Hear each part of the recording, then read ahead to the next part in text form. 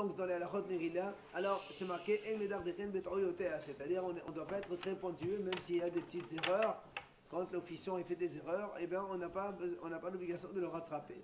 Sauf s'il y a des erreurs qui changent complètement le sens de la phrase. Il donne ici des exemples. Il dit par exemple, si au lieu de dire Yehudim, il a dit Yehudiyim, bah, Yehudim ou Yehudim, c'est la même chose, ça ne change pas grand-chose, donc on ne le rattrape pas pour ça. Maintenant, si au lieu de dire Haman Nofel, il a dit Haman Nafal, ou bien Yoshev, ou Mordechai Yoshev, il a dit Yashav, donc ça change complètement le sens de la phrase.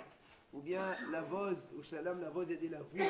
La vose, c'est faire le pillage, et la vouse, c'est mépriser, et ça n'a rien à voir. Dans ces cas-là, on le rattrape, et donc on le corrige. Nous avons l'habitude avant de commencer la lecture de la Megillah, on l'ouvre complètement, on la déroule complètement, et après, quand on a fini, on la roule. Maintenant, pour ne pas faire que les gens, pendant qu'on fasse la bracha, vous savez très bien que quand on récite une bénédiction, il faut toujours rester inactif et concentré.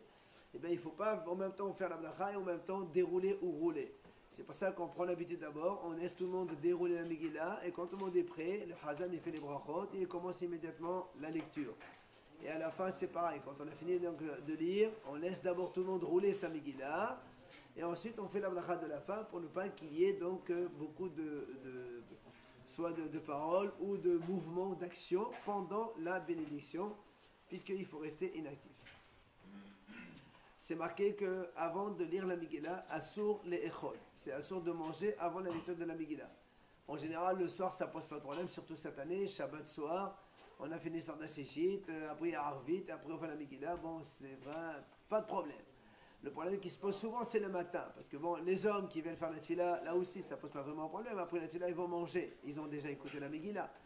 Mais les femmes qui ne viennent pas le matin et qui écoutent la deuxième lecture de midi ou d'ailleurs, eh bien, elles doivent savoir qu'elles n'ont pas le droit de manger autant que les hommes. Alors, elles vont rester à jeun. Comment elles font? Alors, c'est marqué, ce qui est assourd de manger, c'est kapitsa pat ou kapitsa mezonot. C'est-à-dire un volume d'un œuf de mezonot ou de pain. Oh, tout le reste, c'est moutard. Elle veut boire un café, un lait, un thé, un petit morceau de gâteau petit, moins que kabetza, elle peut manger. En attendant donc d'écouter la Megillah, tout ça, elle peut le faire. Donc il n'y a que le mezonot et le moutsi et kabetza qui est interdit. Le reste, c'est permis. Donc on ne peut pas dire qu'elles vont souffrir. Elles ne vont pas souffrir, il y a de quoi manger. Voilà, donc quoi qu'il en soit, c'est assuré de manger avant la lecture de la Megillah. Il faut donc faire attention.